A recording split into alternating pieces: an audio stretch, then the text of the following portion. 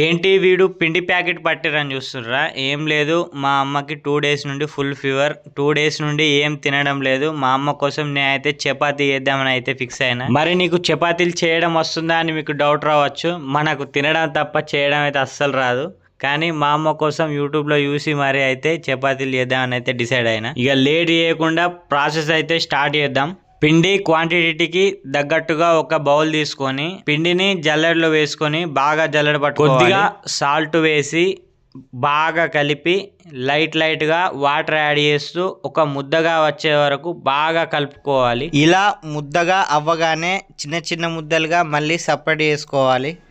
ఒక్కొక్క ముద్ద తీసుకొని ఆయిల్లో ముంచి రొట్టెపీట పైన పెట్టి ఒకసారి ప్రెస్ చేసి రొట్టె కొలతో ఇలా రౌండ్ షేప్ వచ్చేదాకా చేసుకోవాలి. తర్వాత ఒక పెనం పెట్టి మంట మీడియంలో పెట్టి 2 సైడ్లు బాగా కాల్చుకుంటే వేడి వేడి చపాతీ రెడీ.